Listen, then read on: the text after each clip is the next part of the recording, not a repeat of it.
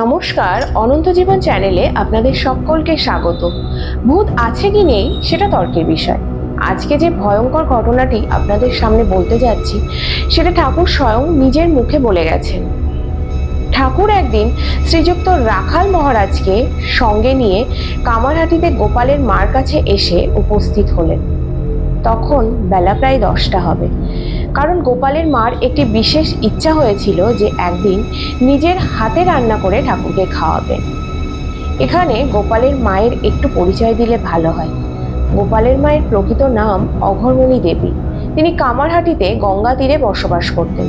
তিনি ছিলেন বাল্য বিধবা। ঠাকুর এই অঘরমণি দেবীকে গোপালের মা বলে ডাকতেন। কেন ডাকতেন সেটা না হয় আর একদিন বলবো। গোপালের মা ঠাকুরকে দেখে তো আনন্দে আটখানা। কাছে যা ছিল তাই জলযোগের জন্য ঠাকুরকে দিয়ে বাবুদের বৈঠকখানা ঘরে ভালো করে বিছানা পেতে সেখানে ঠাকুরকে বসালেন এবং নিজে কোমর বেঁধে রাঁধতে গেলেন। ভিক্ষা শিক্ষা করে অনেক ভালো ভালো জিনিস জোগাড় করেছিলেন।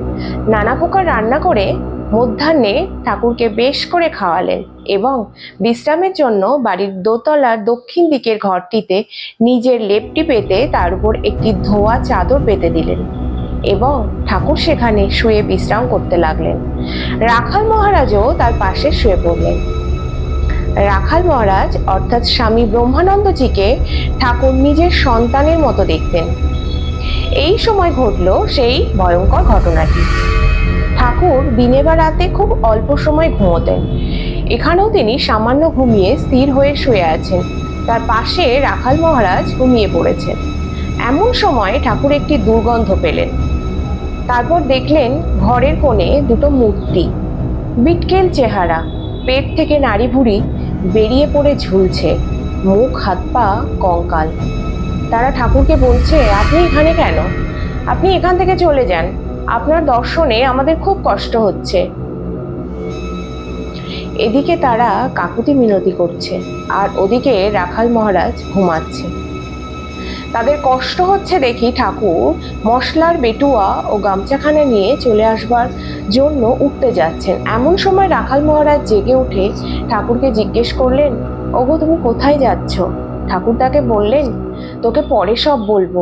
এই বলে রাখাল মহারাজের হাত ধরে ঠাকুর নিচে নেমে এলেন।